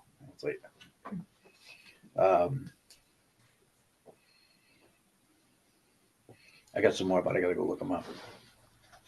Oh, big question. Why is NISC not here presenting? I asked them not to come. That's a good answer. I thought about it. Well, that's not true. I invited them, and then I figured that might be too, because we're talking about other things that I investigated, and I didn't know if you have questions about that as well. I didn't think it was appropriate for them to be present and potentially participating in that discussion. Well, that actually was one of my biggest questions, and you answered it already. That you have looked at other alternatives, so including what options are available for the current billing system, which is a dinosaur and probably should be relegated to that era. So. And for comparison, they quoted, I believe it's 110,000 recurring for their software package, but it doesn't include all of the items that we have here. It's not utility specific; it's for municipals. So Every Just software a company, quick, every software company has annuities, cost right? comparison. I mean, that's all it is. They just push it down the line. Well, and to be fair, NISC is a software company, and I recognize that I'm not going to get the same level of software as if I was building it for myself and I had all these resources. Right. There is a certain level of accommodation or acceptance that you have to have with a cooperative model because you're buying into it primarily for the economies of scale and the expertise that they bring with their staffing that we wouldn't be able to provide in-house. So one of the questions I had for Matt on this whole presentation is there's going to be a big change in the financial aspect of it. Are our auditors going to be happier with us? Well, Eventually? yeah, big change. I think that's kind of overstating it a bit. So it's it's an all-inclusive model with some automation that we don't have right now. So that is it's a big advantage. It also requires a little more oversight because you're not kind of crafting these numbers in the way that you used to. It's happening automatically, right? And so overall, I think it's just a great upgrade from what we have, and they won't have an issue with it as long as it functions the way that we think it will. And to put that in perspective, there's 1,000 other utilities that use this and Mhm. get audited and succeed in their audits. But this is new to us. Sure. But KLPD is, my point is, I guess we're not unique in that regard. And accounting is fairly standard throughout the industry. It's nuanced as far as how you execute, but we all follow the same chart of accounts. She was looking for a motion on this. A couple of the things, if you look on your agenda, I wanted to update what the cost figures were from what she had printed on our agenda. And there was a little bit of a change of the one-time amount, which is now just about $1,000 difference. It's $191,201. If you've got your agenda, look on that. Yeah. Or is it back in your book? And I was just I've gonna already say, put it back in my book. yeah, so on that paragraph where it says one-time charge, it's $191,201. So that's $1,000 difference.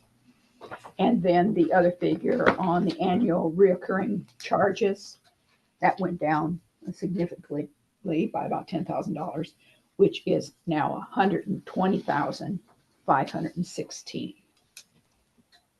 That's the annual charge. Okay. So Anna is looking here. If there is a motion, if someone would like to make a motion on this, Excuse me. okay, Yes, I okay. corrected it for you, so it's easier to read out. I think that's, And if you don't mind, I want to address Bob's comments on the estimate. We don't So- have to. I was just gonna make a motion. Okay, well then I won't. And Yeah. we can talk Okay. It's a later. comment. It's just a comment. Okay. I will let it lie. Sorry. okay. Grant. Sorry for jumping up. I was all ears. So do we have a motion and a I'm gonna second? make a motion, She's gonna make Curtis, We're coming, Kurt. to authorize the general manager to become a member of the National Information Solution Cooperative, NISC, to access and utilize utility enterprise software, professional services, and other member benefits for a one-time amount of $191,201 and an annual recurring charge of $120,516. Second. It's been moved by Bob Georgitis and seconded by Bob Emmons. Do you have any other discussion on this? Yeah, I have a concern that we're committing dollars that have not been discussed to put in next year's budget yet, because some of this money comes from next year's budget, because it's not all here in this year's budget. Right? That's correct. And some of this year's budget will have to go over, will go over to 26 because we had some budgeted in 25. Am I correct? What was that total amount? Except I'm not proposing to transfer any budget to the future. That because might we happen have- because we have, what we did the other, meter because we order. were buying Yes. additional meters. So it reduces Oh, that. My comment on this is that this is an urgent thing, that if it isn't implemented as soon as practicable, then we could be in serious trouble. I'm ready to vote. Anyone else have any comment? Okay. So my question is, where's the money coming from? From our operations, and we will have to look at rate levels, but when we're looking at 67 cents. average impact to customer bills, 67 cents is the increase. Looking at this in isolation, we're obviously going to look at rates here when we get annual financial data, and we will continue to do that annually, but where our money comes from is the rates that we charge to our customers. No, I'm talking about this year. I have no problem with the proposal. And I understand the necessity of going in whole hog. You can't go part way in. Right? This is it. If we're gonna go this, we're gonna buy the whole thing. Oh, we have We will not be paying it all this year. Some of it will be paid next year.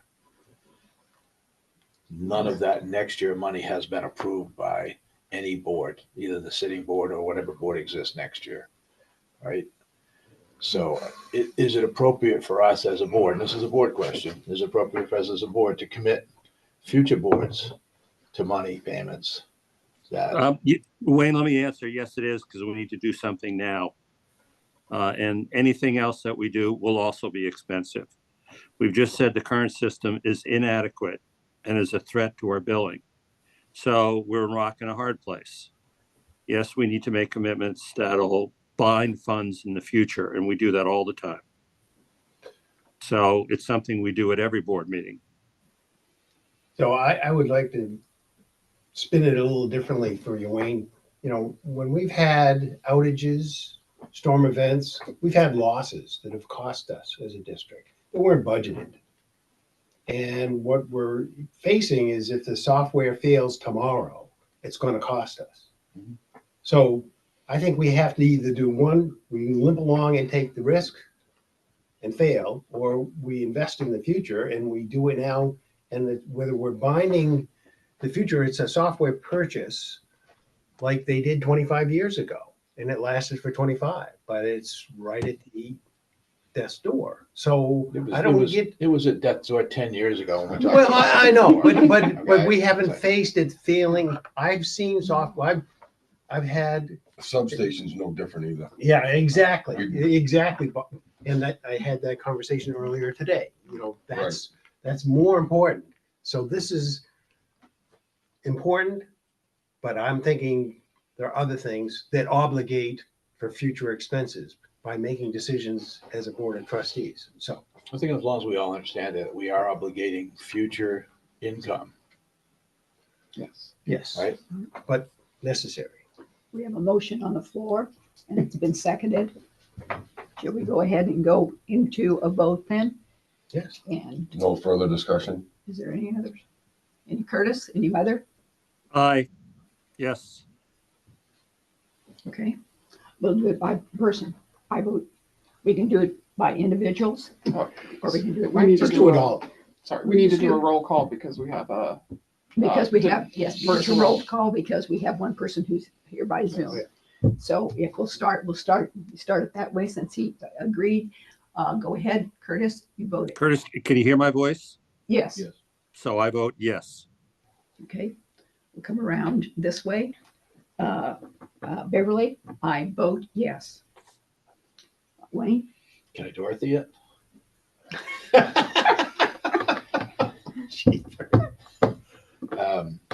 Wayne Berry votes yes. Bob Georgiades votes yes. Bob Emmons votes yes. So that's a 5-0. That's a unanimous vote. And we'll go forward on the figures that were adjusted here and read accordingly. thank you very much. Thank you. Thank you, Duncan and Kathleen. Good Thank you luck. very Thank much. Thank you. Thank you, Mark, very much. And I feel secure in the staff understanding the challenges and how good that you have already got into this system. So I thank you very much. Thank you Okay. very much. All right. So Kathleen and Duncan, do you wish to stay or? I'll hang out. Okay, okay, Kathleen. Have a We'll be good night. leaving the meeting and thank you for all your time this evening. Of Okay. course.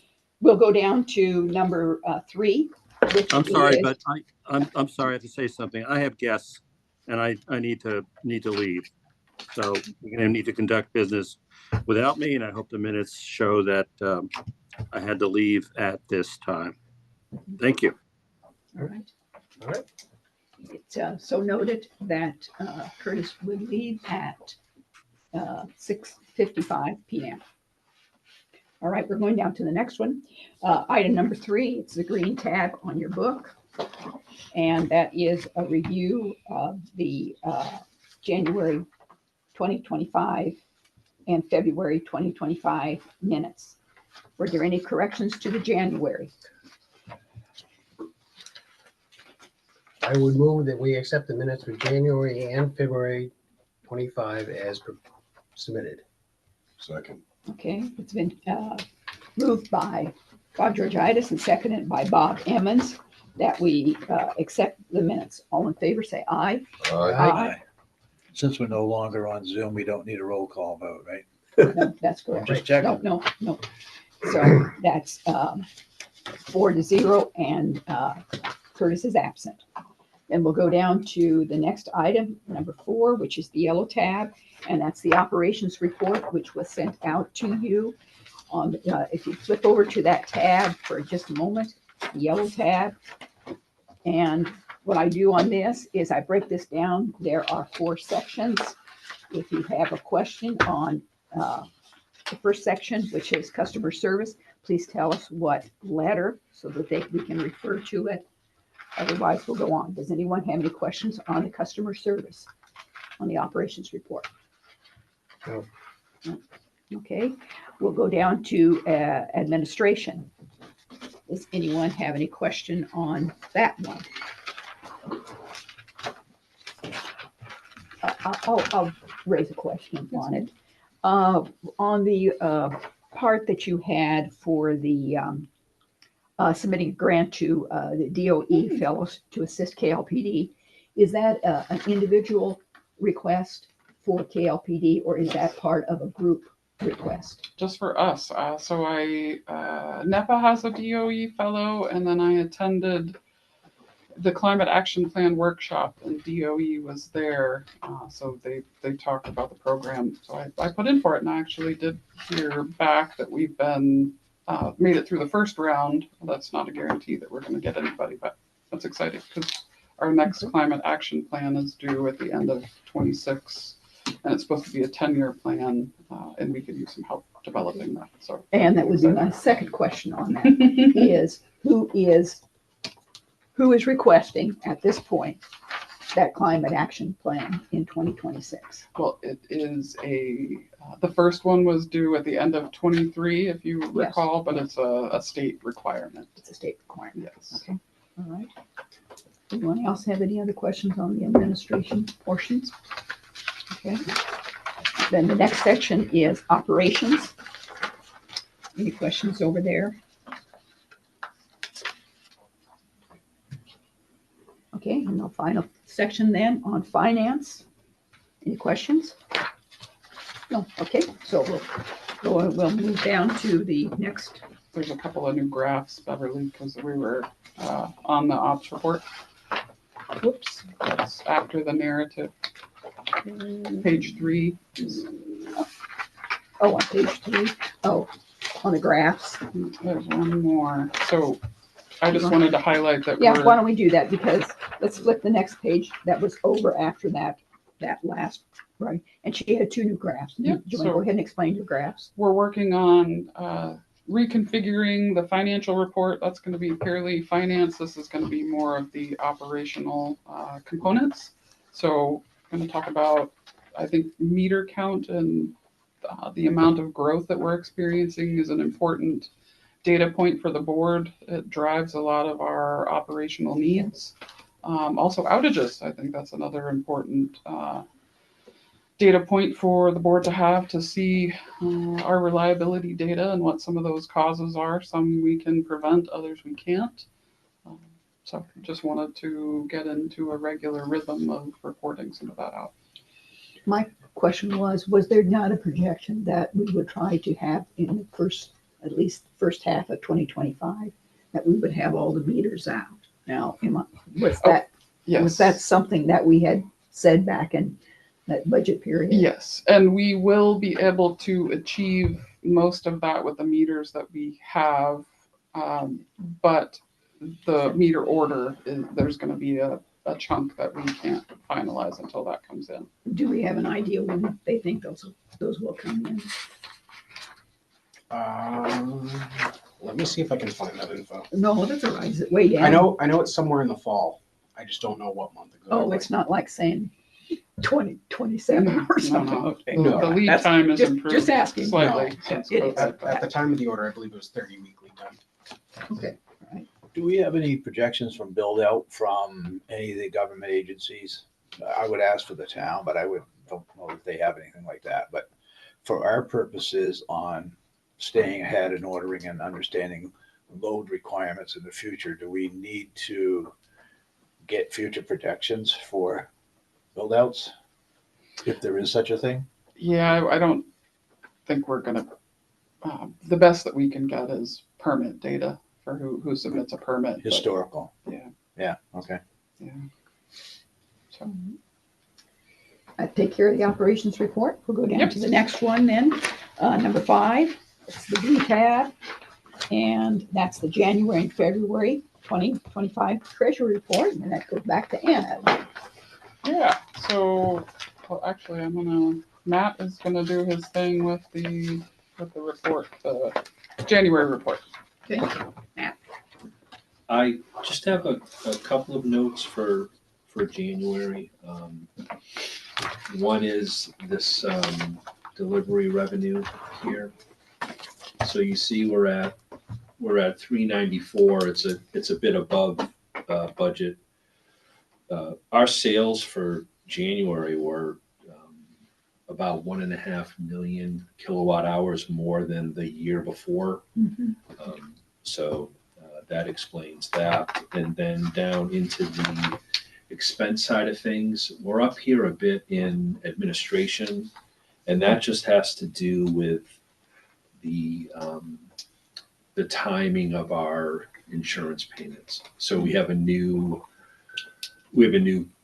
company, if you will, and their billing schedule is a little different than the people that we used to have. So Okay. those are the notes that I have for the P&L for January. Any other on any other pages? Not necessarily. No. The one that we always tend to look at in the January area, we were on delinquencies. We are 9.82%. And in 24, this is just up a smidgen from where it was at in 24. All right. Did you have a question, Beverly? No, I did here. Oh, no, just where we're at, okay? We're gonna go down to the next one then. So for February, we're starting to put the financials in the same format as the operating report, where Matt will do a little narrative, and you'll have it beforehand, and you can read that, ask any questions you have. I did ask that it be structured a little more just towards the financials. So the operational stuff that was in the January report, we're going to shift to, let me highlight it specifically. So I propose that we drop delinquent accounts. And the reason is we don't have a lot of fluctuation there. That's something that we're diligent about internally. And if there's an issue, I'm happy to bring it to your attention, but I don't think that's anything that you need to monitor monthly. If you want to, I'm happy to have that discussion, but that's my recommendation. For the cash, I have asked that be turned into more of a cash flow looking statement. So if you look at February, you'll see that cash flow statement there.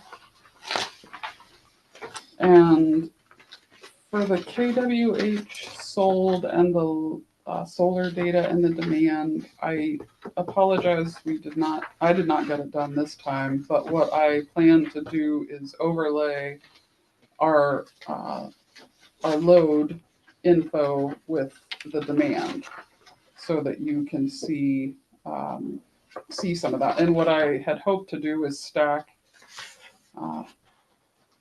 well, excuse me. So what I plan to do is a graph with our generation resources and then the demand kind of overlaid on that. But you'll be able to see how much of our load was served by our NextEra contract, how much was served by solar field, and the third component, which will be very small, will be how much power we get from the net energy billing.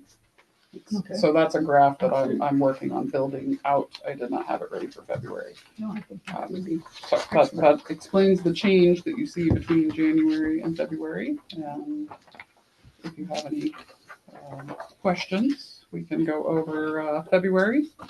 But again, in the future, the goal is to have the narrative up front and then ask any questions at the meeting. Anyone, any questions? Okay, then let's move on to the next report. We don't need to do an exception. Or do you want to vote on accepting your treasurer's reports? No, I do not need a vote, and that is another change. And the reason is because the boards typically only approve the annual financial statements after they've been audited, and the purpose of your vote is to accept them and memorialize them. Okay. To do that on a monthly level is extraneous and not necessary. So we'll move on then down to item number 6, other business. Anna? Thank you. So, let me look at get organized here. So, let me look at the agenda. FERC surrender application. So, a couple things to update you on there. I did get some questions from FERC about our surrender application, and I am needing to get some additional engineering support to be able to answer those questions, because I do not have the background data for our application, nor am I an engineer to be able to figure it out for myself. So I've asked Wright Pierce to help me respond to these FERC questions, but it's not just a simple answer. They're going to have to look at our filing, look at the drawings, and essentially help me back into the description that's in our surrender application. So all that is to say that FERC is waiting on us now at this point to provide those responses. So I will be as quick and diligent as I can, but for example, one of the questions is clarification about what filling the bypass gates means. Because I did not draft the application, I need to do some additional due diligence to be able to respond to that, because I don't have a nice, clean, supporting document that says this is what I meant by filling the bypass gates. So I have to go in. Could that have been in a previous report from Wright Pierce? Wright Pierce did not help us with the surrender application. No, I'm talking about the filling of the gates. They didn't help with that aspect of the surrender application. So I'm having to get their support now to help clarify that with FERC on that.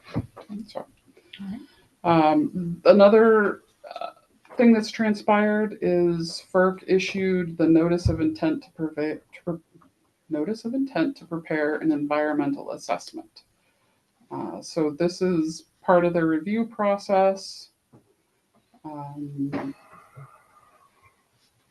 It's to determine if our application will cause significant environmental effects. It could mean that no further investigation is needed. On the other hand, it could mean that they have the authority to require an environmental impact statement. So I just wanted to let you know, in case you've seen that notice, that's what that means, and they're soliciting comments, and we will see how that shakes out. It says they intend to issue the environmental assessment by April 30th, so next month. That they will request it. What's that? by April 30th that they would be requesting. No, they've already requested it and they're gonna issue their ruling by April 30th on the environmental assessment. Or the need for it, I'm sorry, or what's the need for it. Right. Well, no, the environmental assessment is this process that they're in. If an environmental impact statement is needed, that will Right, be, right. that will be their determination, yes or no on that. So I just wanted to brief you where we are on that. The other thing I wanted to brief you on was we did send out the letters for AMI meters. We have received some requests to reconsider and allow them to opt out. I have not seen anything that would cause me to change my position at this point. Well, to change my position with respect to this matter. And the benefits of the program or the meter to the utility is significant. A lot of the things that we talked about with loading, meter data management, outage data, we do not get that if we do not have the AMI meter installed at those locations. But I can run through the list of benefits that we get from the program if you like. But I think we are, we have to make decisions for the utility and all of our customers. If I can make accommodations that are within the law and don't impact others, I try to do that. But in this instance, it is a utility-wide impact. So last meeting, you asked us and said that you wanted to have the authority to make all the decisions on that, and we supported that. Yep. I don't see reason to debate it and change. Just notifying you that the letters went out and an Yeah, opportunity to comment if you wanted, but I understand your position. Any other comments on the AMI? Okay, I have one other item, and that is it's an added item. We, in the budget, had budgeted $50,000 for a new vehicle this year. So we have shopped around and found one. It's a Chevy pickup. Beverly asked that I provide you with a printout. So it's just a 1500 four-wheel drive, short bed, basic work truck. Price tag on it is $42,888. In the budget, I had $50,000. We are going with a gas model. The electric models went up $60,000. The price flip-flopped where these gas trucks were about $60,000 last year. Now it's the other way around. The electric vehicles are more expensive than the gas model this year. So we're proposing to also, if you add additional electric vehicles, we have charging infrastructure upgrades that we would need to do. I'm not proposing that we do that at this time. So if it's okay with the board, I would like a motion to issue the payment. That's what the bylaws require is the board authorization to issue payments over $20,000. So I'd like a motion to spend $42,888 on a new work truck. And we did shop around to get quotes and price comparisons, and they're all within a few $1,000s of each other. You guys would just take, I'm not going to talk about trucks. I'll let you guys talk about trucks. There's vehicle description there. Let's see the heading. There's the description of the vehicle. Any comments or anything? Or And I drafted a motion for you if Okay. you would like that. Okay. Is there enough money left in the budget for fit outs? The radio and the, yes. Lights, radios? Yeah, the decals. Yeah. Okay. All right. Okay. No comments other than that? Look good? All right, truck guys. Then I'll make a motion to move to authorize the general manager to issue a payment in the amount of $42,888 for a new fleet vehicle. Second. Okay, it's been Who moved. seconded it? Uh, Thank you. Bob Georgitis. It's been moved and seconded. Any other discussion? Okay, we'll go ahead and go for a vote. All in favor, say aye. I, Aye. It's 4-0. Curtis Mild is not present, so the motion is carried for the new truck. Anna, did you have one other comment that you were going to tell us a little bit on that? Thank you, Beverly. One other item was I got to attend the Energy Efficiency and Sustainability Committee meeting this month. I was invited to speak on net energy billing, specifically the 100 kW limit, that applies to consumer-owned utilities. There was some questions around why, why the limit existed, what concerns there are if the limit is lifted. So I answered those questions and provided the background. I think it was a good meeting. I was there. And there were some questions, there were a lot of questions, and Anna did a great job of explaining the KLPD's position and why we were that position. And I got the sense that they were very satisfied with your answers and understood. Might not have liked them, but they understood. And I think we can move on. The committee can move on from there, Okay. whatever direction. Cool. So Okay, thank you. okay, thank you. Thank you for the update. It was a good meeting. Thank you for attending the meeting. Yeah, of course, and getting that. Yeah. Okay, we'll go to number 7, public comment period. There's no one online. Is that correct, Matt? Nobody online. All right, so we'll dispense with that. Number 8, date of the next regular board meeting is April 29th, 2025, on a Tuesday. And any other comments on that? Otherwise, I'll make a motion to adjourn. okay. It's been moved by Bob Emmons and seconded by Bob Georgitis that we adjourn. All in favor, say aye. Aye. Aye. Unanimous, 4-0. Curtis not in favor. these are becoming my little plant trays. The meeting is adjourned at 7:16.